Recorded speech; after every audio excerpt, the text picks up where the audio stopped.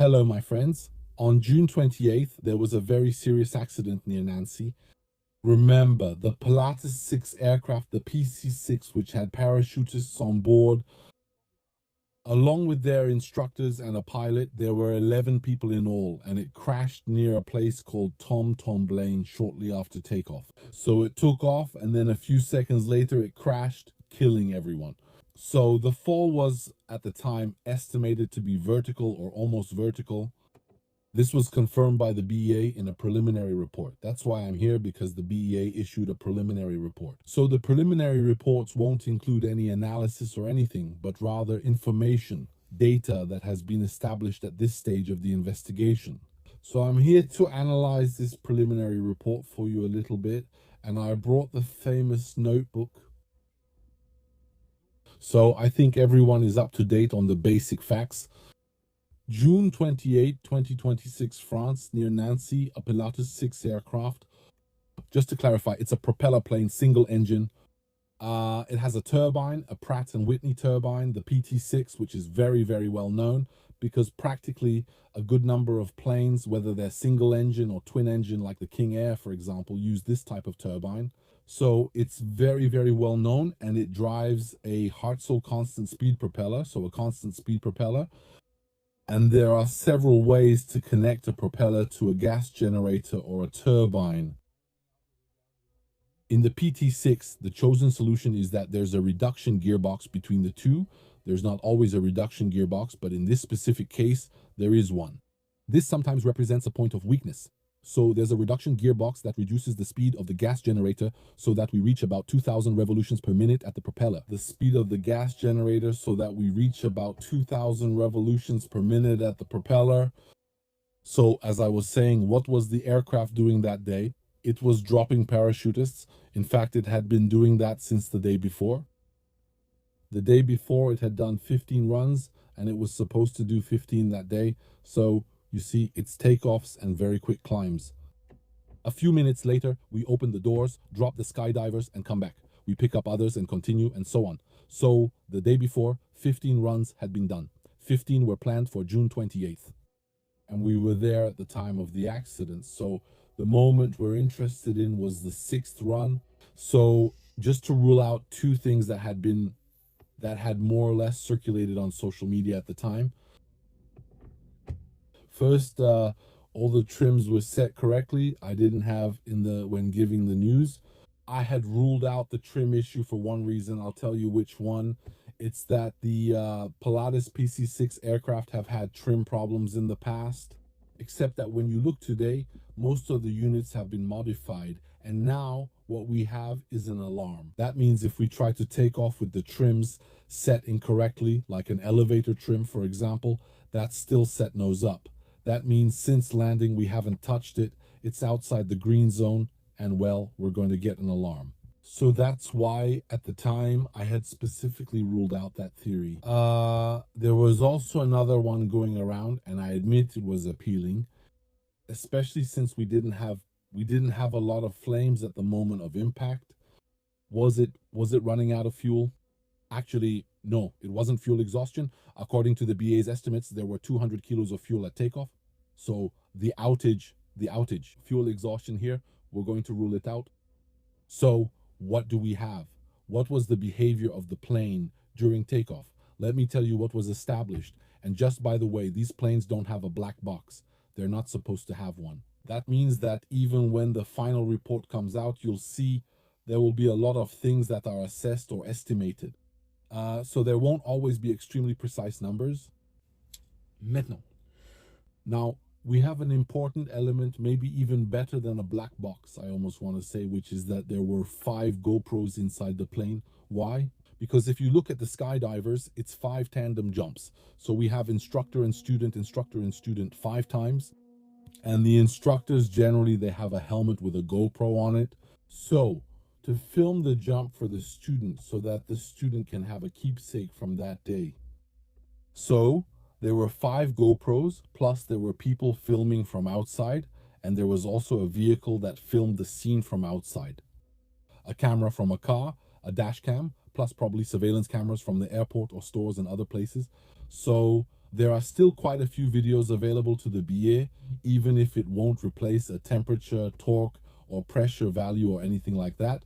Unfortunately, that's how it is. So, as I was saying, the plane lines up for takeoff. The temperature is 33 degrees, but there's no problem. The Pilatus PC-6 is very capable of taking off with 11 people on board, even when it's 33 degrees. Remember, during the phase when it was news, I didn't mention the temperature issue because I know the PC-6 is very, very capable, including working in the mountains and operating in areas where the altitude and density are very low. So where the density is very low, so the density altitude is very high, very elevated. So that day during the news, I didn't really pay much attention to the 33 degrees. It didn't impress me that much. Maybe if it were 40 or 39, we would have discussed it, but 33 degrees is reasonable for this type of plane, as I was saying. The aircraft starts accelerating on the runway. At that moment, just before takeoff, just before rotation, there's an instructor who shouts, "There's smoke." He sees smoke. Another instructor shouts, "There's smoke."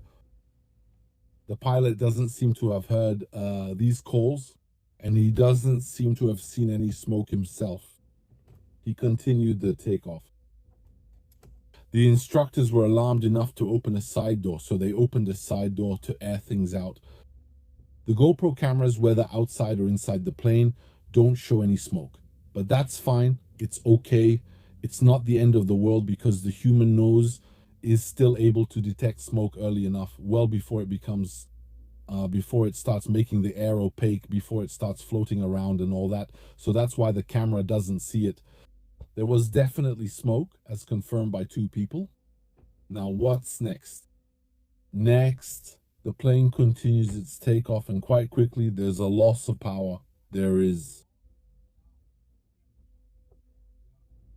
So the turbine starts to lose power. There's a fluctuation, and it settles more or less. The gas generator settles at a speed roughly 10 lower than normal. If we look at the normal value that was observed by the BEA during previous takeoffs, it was around 96 of the maximum power. Why not 100? The BEA doesn't say, but you probably know that these turbines are controlled, among other things, based on a maximum temperature. So if it's 33 degrees outside, the control system will probably limit the available power, the maximum power, what we call the maximum on a turbine or an aircraft engine. In reality, it varies depending on the outside temperature, you know. It's really the most important factor. The higher the outside temperature, the more the available power will be reduced. It's just so that inside we still have temperatures that don't exceed certain limits. So if I need to have, I don't know, a spot in the engine or the gas generator, I need to have a maximum of 1,200 degrees. Well, I can't go over those 1,200. So if the air coming in is hotter, well, I have to lower the power a bit so I don't go over 1,200 degrees. You see, so if you add 10 more degrees to the incoming air, I have to reduce it so I don't go over 1,200. You see, so that's kind of how the system works. When you look at Airbus, for example, when they do reduced power takeoffs, which is almost all takeoffs, well, most of them, they enter a fake temperature into the system, which is a high temperature. For example, if it's 20 degrees, they'll enter 45 degrees. They lie to the system by telling it it's 45 degrees. That way, the system will reduce the thrust, thinking it's 45 degrees outside. You see, so temperature is very important. Alors, what happens is that there's a drop to 86 and a fluctuation. How does the BEA know? But there's no black box. They know it because there's a spectral analysis, a noise analysis. So we analyze the noise and we can figure out roughly, it's not a perfect method, we can figure out roughly what the engine speed is doing. Now there are 2 things. The propeller is a constant speed propeller. It always spins at 2,000 revolutions per minute. The gas generator is the one that's going to lose power, okay? So what does the propeller do? The propeller is controlled by a governor. The propeller connects to the gas generator via a reduction gear. And then there isn't, well, we'll talk about the reduction gear in a few seconds. So you have the gas generator, the reduction gear, the propeller. You don't always have to use this architecture. You can have free turbine turboprops. I might talk about that sometime. You don't always need to have a reduction gear, but in this specific case, there is a reduction gear. So What happens is that because the propeller will compensate, the propeller governor will compensate for the drop in power from the gas generator by lowering the propeller pitch. Let me explain. Look, I'm taking it, it's starting to get dark here. I'm sorry, I couldn't record earlier, right? So, look, I'll show you. Here, I'm still going to sacrifice myself live on camera. I'm going to talk about propellers, even though in aviation the rule is not to discuss them, since doing so always sparks an absolute firestorm. You get a lot of messages, a lot of opinions. You take 100 pilots, you get 100 different opinions. Well, watch what's going to happen. I'm taking my propeller, the Artsel tri-blade propeller from this plane. So if I look at the blade, so I'm going to draw my blade like this. So it has this pitch here, you see, it has this pitch. The thing is, the blade, the governor, how does it keep the speed constant while the turbine power varies? It's going to adjust the pitch. But be careful, the pitch wasn't only determined by the available power.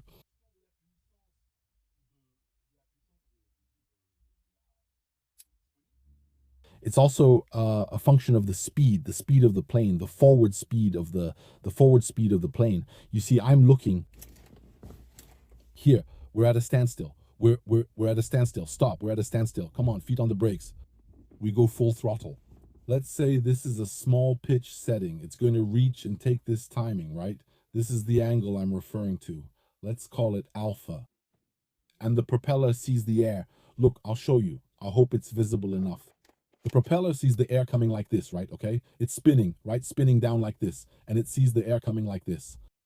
And the angle between the air and so the axis there of the propeller, the profile, the axis of the propeller's profile, that's our pitch, okay? Up to this point, it's simple. I don't feel like I'm saying anything particularly complicated. Now, what's going to happen is that when the plane accelerates, so the plane starts to accelerate along the runway, well, the air will come in, and this time the propeller, if we keep everything constant, look at what it's going to do, the propeller, it won't see the air coming like this anymore. It's going to see it coming like that. All right, why? Because this vector is the sum of two vectors. It's the sum of the relative wind, so the air that's coming toward the propeller now, because the plane is moving. And of course, the vector related to the rotation of the propeller. So, if I now work with respect to this vector, what do I notice? I notice that in fact the aerodynamic pitch of the propeller has decreased. All right, the aerodynamic pitch of the propeller has decreased. So what will the engine model see? The engine, all other things being equal, will feel that the propeller is lighter. So it tends to race. It tends to gain even more speed. So what does the regulator or the governor do? It will increase the pitch of the propeller. All right, it will gradually, as the plane accelerates, increase. So we start from a standstill with the lowest possible pitch.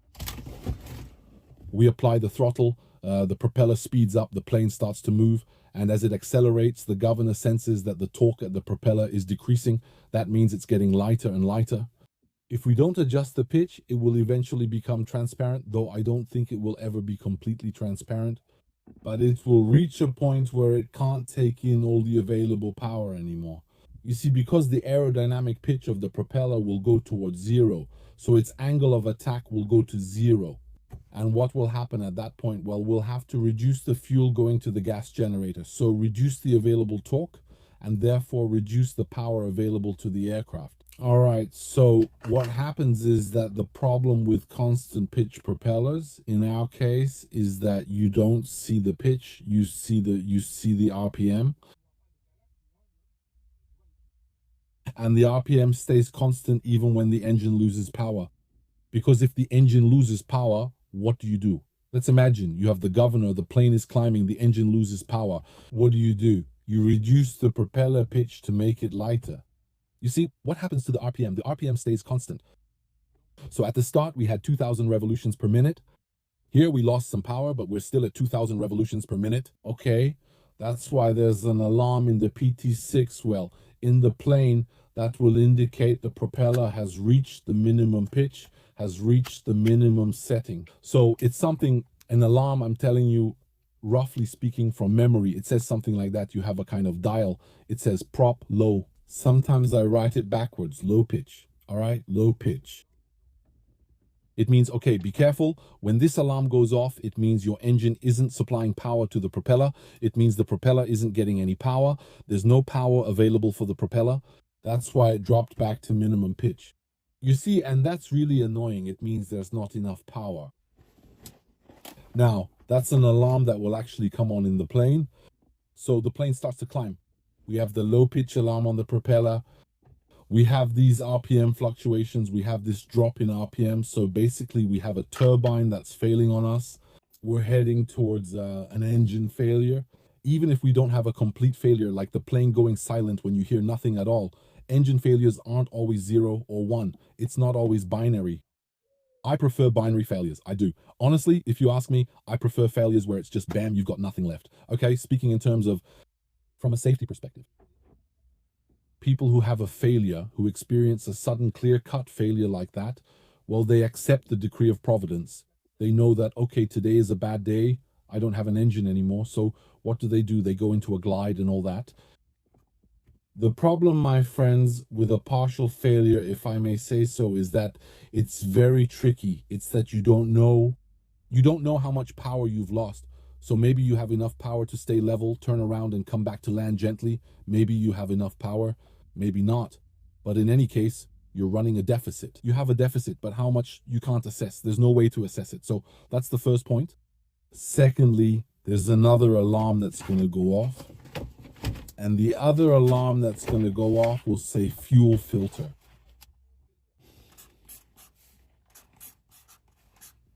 So the fuel filter, when the alarm goes off, why does it go off? Because it's like this. I'll show you. So this is pretty standard. It's everywhere. If you have a fuel line like this, you have fuel like this, you put a filter here to clean the fuel of any potential impurities before sending it to the engine. If we don't do that, we end up with problems. Remember British Airways, I think it was flight 18, a 777 that crashed at Heathrow. It didn't kill anyone, but the plane was completely wrecked. I made a video about this topic a few months ago. It was about systems, actually, heat exchanger systems, but they didn't think it was necessary to install what's called a bypass. Because look, the general rule, basically the constant concern of anyone who makes or installs a filter or designs a filter system is to install a bypass. This is how the bypass works. So normally this is closed, but there's a system with a screw and a spring that opens as soon as the pressure differential is high. Normally this isn't something that opens because some system somewhere decided it. No, it's just a mechanical system. Normally a fuel filter, what does it do? Normally it doesn't, under normal conditions, it doesn't offer resistance to the flow of liquid. That means the liquid passes through. There's practically no pressure differential between here, specifically between before and after. It passes through without any problem. Now, if suddenly a lot of dirt gets into the filter, or if it's a filter that has never been changed and it really starts to get clogged, what happens? It starts to offer resistance. Resistance means there's a pressure differential between before and after. There's a delta P. Once the delta P is there, what happens? It becomes strong enough for this ball here to push a spring. And when the spring opens, well, the fuel will bypass the filter, will send unfiltered fuel to the engine. So no, it's not, and it's not like unfiltered beer either. Even unfiltered fuel is supposed to be clean. You see what I mean? All things considered, we'd rather send unfiltered fuel to the engine than shut the engine off, right? Because otherwise that's the end, right? The end of the line, the engine stops. So as I was saying, in those cases, in most planes, you have an alarm. When this opens, you get a filter bypass alarm. You have an alarm that will go off. It's a very serious alarm, you know, a really nasty one. You know, when you see this one light up, in most cases, it just means I'm going fast, fast, fast. And in the case of our plane, the PC-6, we have a fuel filter alarm that goes off. It says warning, warning, warning. We have a huge delta P here, okay, or something that's going to show up. So I told you the alarm, the very low pitch of the propeller, you know, which is at its minimum pitch. The fuel filter, the one I just explained, which says, well, there's a huge delta P that I'm seeing. And there's a third alarm suddenly that's going to go off, which will say chips. So what's the chips alarm? The chips alarm is a very nasty alarm. It's not an alarm you want to see at all. In fact, it does this in the PT6 turbine at the level of the oil bath, which lubricates towards the front, which lubricates the propeller gearbox. Weak point. It's like in helicopters, these gearboxes. They have it's the part. Let's say it's a very very fragile part. Issues often start with poor lubrication, manufacturing defects, or other problems. So, as I was saying, you have in the oil bath, you have two magnetized rods. So, okay, very close to each other, which are immersed in the oil, which go into the oil.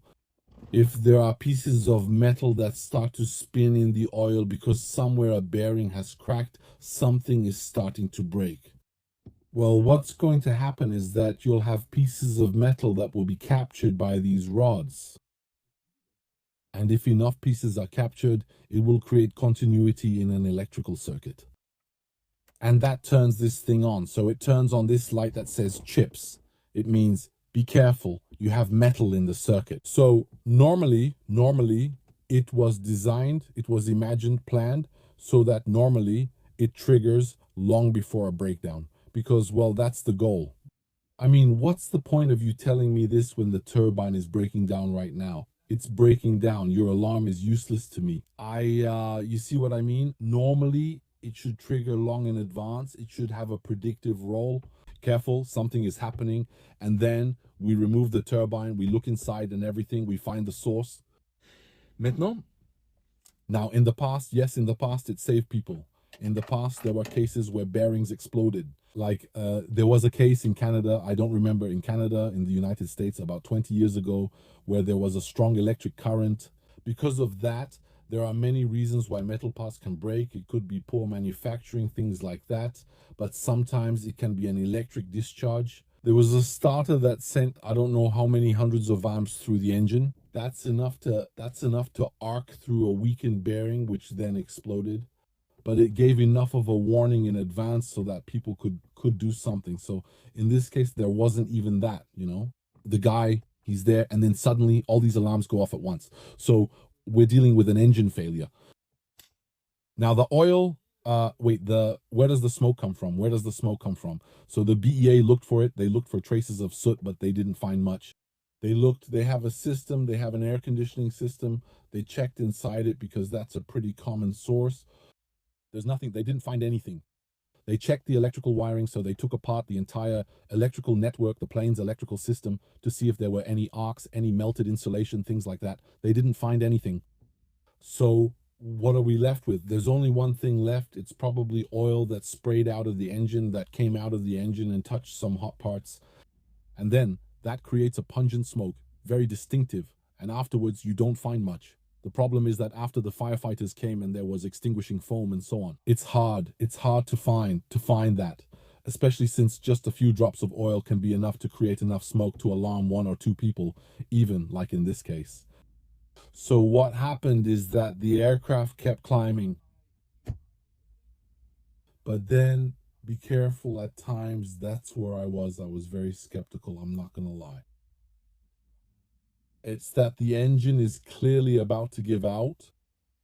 The aircraft is nose up, and at times the nose up attitude will reach 20 degrees. I'm being generous. The BEA figure is 19.8 degrees. Okay, so we have an aircraft that's nose up at 20 degrees climbing in altitude while losing speed. Between the start of the trouble, that means from the moment the turbine starts acting up, right? Let's forget about the alarms, forget all that. From the moment the gas generator starts fluctuating, the noise, we lower it a bit like this, the plane starts acting up. And by the time the plane stalls, it has gained about 200 more feet. That means the plane will keep climbing while losing speed. That wasn't necessary, but well, there you go. A little bit about the rule in aviation today. Modern aviation is like, if you have a breakdown, you have a problem, you pull on the stick, and then, well, you hope to extend your life by 3 seconds or 5, 10 seconds. It depends on how lucky you are until it's over. That's what happened, unfortunately. In these cases, I'm trying to turn this on because it's completely dark and we can't see anything. So, look, I'll show you something. The aircraft was found like this. If you look at the image that was shared by the BEA, look the runway, I'll quickly show you a drawing. I don't know if you can see it. The runway is roughly like this. So our plane takes off like this, okay? Our plane takes off like this. And when we find it, then we know it's stalled, veering to the left. And when we find it, it's pointing in this direction. So to point in that direction, to the right, starting from the left, you have to have turned 270 degrees. All right, 270 degrees. Now, since there are Polytechnic students watching, yes, it's 270 degrees plus n times 360 degrees, with n going from 0 to as high as you want, right? Yes, because indeed, yes, you can see visually that he turned 270 degrees. That's the net result. But maybe he spun around several times. So, for example, he could have turned 630 degrees. He could have turned 990 degrees. You see what I mean? He spun around several times. So that's what happened. It's that our aircraft keeps climbing, keeps climbing. It's pitched up at 20 degrees, you know, like I said, the speed is dropping, dropping, dropping. There's not enough power to maintain that. That means, look, I'm taking off. My gas generator is starting to weaken. I'm pulling back and compensating, pulling on the stick. What will happen? My plane has momentum. I'll point the nose up. So what happens? It still has some speed. It says, well, since that's what you want, I'm going to trade speed for altitude. So I'll reduce speed and give you a few more dozen feet. Well, as much as I can. So the aircraft climbs, the speed drops, drops, drops, drops. At some point, we reach the angle of attack, not the angle of attack, the pitch, which will drop to about 12 degrees, which is still fairly high. I would expect a negative pitch in situations like this, right? Here, the pitch drops, probably it drops on its own, because there comes a moment when if you keep pulling, you know, if you insist now, you keep pulling, you insist, you insist. In most airplanes, when the speed drops enough, you no longer have enough authority to keep the nose that high above the horizon. And the aircraft, against your will, slowly starts to lose altitude. It starts to go down. So the aircraft slowly starts to go down, but it stays at 12 degrees, which is still high. By the way, 12 degrees is mentioned in the BEA report. And actually, at that point, the speed drops below 59. I mean, there's no way it's over at that point. 50 knots, 59 speed. I mean, on an aircraft like that, it's done. On top of that, it was slightly tilted to the left, so it had about 12 degrees of left bank. So what's going to happen at this point? It's going to stall. So you have a stall and you've already banked. So that's bad. You're banked. So you're going to go off to the side. You know, you're going to go off to the side. You have a propeller that's not stopped. Be careful. And here, I would say that's a flaw in civil aviation. It's a flaw, but well, that's how it is. There's no other way. That's it. It's that stalls are never taught or practiced with partial or full power. We always do stalls with reduced power. You know, the typical exercise in an aero club or elsewhere or in any school is you level the plane, you cut the throttle completely, and you try to maintain altitude. The plane will slow down until we reach the stall. That's not always how it happens in real life. The problem is that here, in the situation we're interested in, since the engine isn't completely shut down, it's still generating power. It's sending power to the plane. The propeller is spinning, it's sending airflow. You see, it's sending airflow over the innermost part of the wings, you know, over the ailerons that are on the outside. You see, so what happens is that you get a stall and you lose control on the ground right away. Look, you're in the plane, your propeller spins to the right, you know, clockwise. All right, you pull, you pull, you pull. What's going to happen is that since you have airflow from the propeller, the speed perceived by the proximal part of the wings, the part closest to the cabin, well, that speed is higher than at the distal part, at the wingtips. Let's say from the middle and you go outward. Well, what happens in that case is that all things being equal, the outside of your wings will stall before the inside. All right, so the outside will stall first. So you'll have a stall on the distal part of the wing. The P factor makes the propeller turn to the right clockwise when you look at it from tip to tip, so your plane veers to the left. And at that moment, when the plane veers to the left, what you do is you pull on your stick, and when you pull abruptly on the stick, what will happen? You increase the angle of attack on a wing that's already stalled, and your ailerons act in the opposite way. Because if your wing is already stalled, and you pull abruptly on the stick, what will happen is that the aileron will go down and the lowered aileron increases the local angle of attack. You're increasing the angle of attack on a wing that's already at its stall angle or even beyond. Well, it's going to sink. That means the aileron that goes down, instead of lifting the wing, it's actually going to make the wing sink. And at that point, well, you turn, and that's what happened, unfortunately. So the plane made that famous 270-degree turn to the left, or maybe even, honestly, given the altitude, I think it was just a single turn. I have a hard time imagining 630 degrees. I have a hard time imagining a full turn. Well, almost two turns, you see, almost two turns. It was just a quarter turn short of two full turns. Although, maybe when we look at the surveillance camera, we'll say, well, he actually did it. He made two full turns. Well, it's possible. I'd bet more on 270 degrees rather than more than that. Spins. Bam, he falls vertically. Now, a vertical fall, there's no coming back from that. I mean, you fall vertically, you're dead. I mean, it's over, it's finished. What to do in a case like that? You have to develop, my friends, the reflex.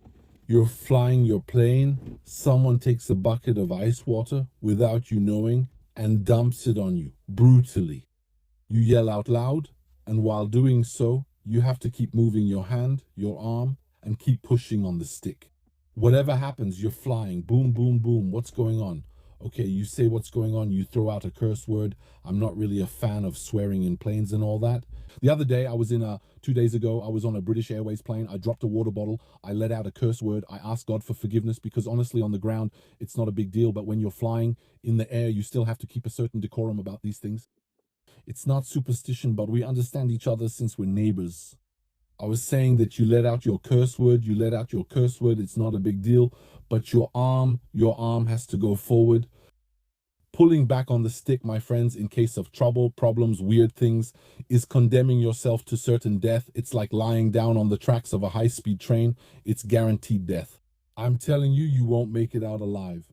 A plane flies because of its aerodynamics, because of its wings. The engines, they're nothing, they're not much. So, if we don't respect the wings and we bring them to the maximum angle of attack, we're going to die. That's clear. Well, I've been saying it for years, but well, that's how it is. So, look, the thing is, here we have our aircraft that's going to fall vertically, and it's clear when it comes to personal safety, you're definitely dead. Because here the rate of descent must be extremely high. This was a real impact, not a minor one. If he had pushed on the stick, what would have happened? He wouldn't have stalled. First of all, okay, he would have come back toward the ground at a certain speed. Well, he would have ended up hitting something, maybe grass, a road, anything. But at least it reduces the damage a little. The impact energy isn't as high. You see, when you head toward the ground while controlling your trajectory, well, you end up hitting the ground at, let's say, I don't know, 100 kilometers per hour, 90 kilometers per hour. Well, that's it. Maybe you have 2 dead, 3 injured, a few people unharmed. It can happen, let's be honest.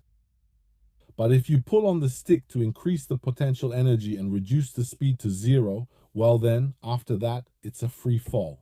That's how it is. Well, my friends, what do you want me to say, huh? I've been preaching this for a long time, but that's just how it is. You see, the pilot still has 10,000 flight hours, but 10,000 flight hours doesn't change anything. Reflexes, you have to train your reflexes, train them until you reprogram, until you reconfigure your reflexes. You see what I mean? That's just how it is, right? That's it. Thank you, my friends, for watching this video. Here, I'm at 34 minutes. I'm really sorry for how long this took. I'm checking if I forgot something, if I left something.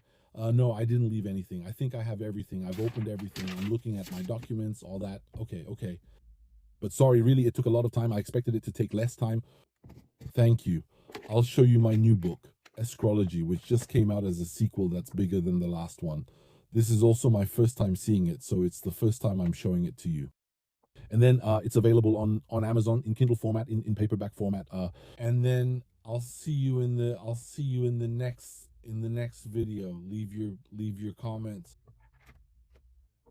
And I'll come back one last time to this topic when the BEA releases the final report, as long as the final report has something new. Well, we'll see.